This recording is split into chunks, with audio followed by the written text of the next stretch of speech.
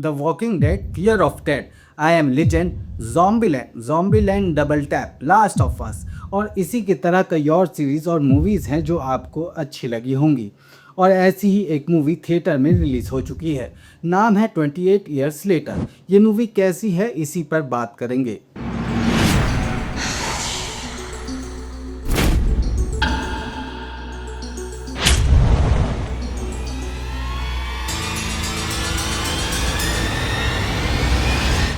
इस मूवी से पहले 28 डेज लेटर और 28 वीक्स लेटर आ चुकी है। अब मैंने ये मूवीज़ नहीं देखी हैं, लेकिन इनके ट्रेलर और रिव्यूज़ देखे हैं, जिन्हें देखकर मोटा मोटा ये समझ आया कि ये ट्रायलॉजी सीरीज़ भी बाकी सभी की तरह है।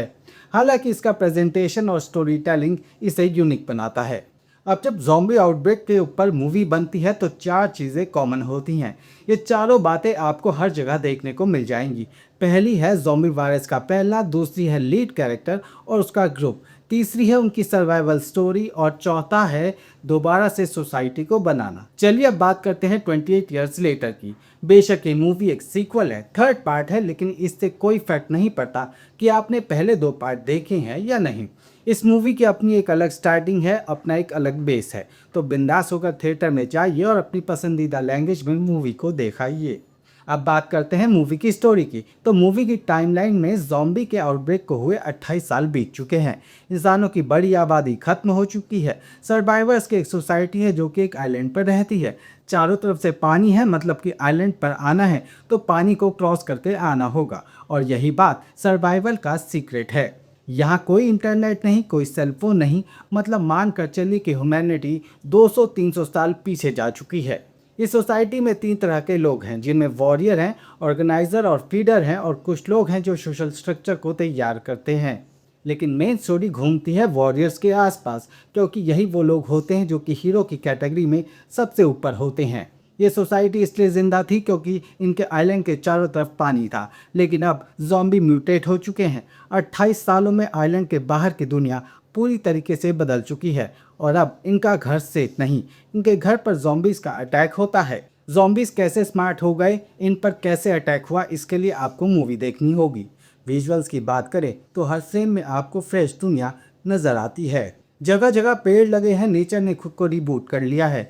कुछ सीन ऐसे हैं कि हरियाली देखकर आप रिलैक्स करेंगे, लेकिन जब जॉम्बीज की एंट्री होती है तो ये सारी रिलैक्सिंग फीलिंग हवा हो जाएगी। डायरेक्टर ने एआई और मल्टी कैमरा सेटअप का यूज़ किया है जॉम्बी सीन को और भी रियल बनाने के लिए। मूवी के चेस सीन ऐसे हैं, इतने रॉ दिखते हैं कि आपको लगे कि आप कैमरे के अंदर हैं और कोई जॉम्बी आपके पीछे है। मूवी में जॉम्बीज की अलग अलग टाइप भी दिखाई गई हैं, कुछ फास्ट हैं, कुछ इंटेलिजेंट हैं, और कुछ तो ऐसे हैं जो लिटरली साइकोलॉजिकल हॉरर को पैदा कर देते हैं।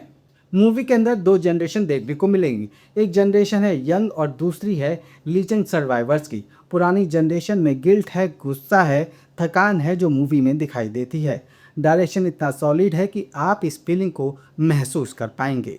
नई जनरेशन की बात करें तो जो लोग वायरस फैलने के बाद पैदा हुए, उनके कैरेक्टर भी अच्छे से लिखे गए हैं। उनके लिए यही दुनिया नॉर्मल है। उनकी सोच, उनकी सर्वाइवल इंस्टिंक्ट और एक दूसरे पर उनका ट्रस्ट और डाउट दिखाया गया है। मूवी का हॉरर स्लो बर्न है, लेकिन जब आता है तो दिल को फ्रीज कर देता है। कुछ सीन तो इतने इंटेंस हैं कि आप खुद से पूछोगे अब क्या होगा। और सबसे खतरनाक बात, इस बार जॉम्बी सिर्फ औरतें नहीं, सोचते भी हैं। अगर आप भी जॉम्बी मूवी या वेब सीरीज़ के फैन हैं तो ये मूवी आपको ज़रूर देखनी चाहिए। वीडियो अच्छा लगा हो तो लाइक करें, कुछ कहना चाहते हैं तो कमेंट करें। मिलते हैं दूसरी वीडियो में। साथ ही दूसरी वीडियोस को देखने के लिए चैनल पर ज़रूर जाएं।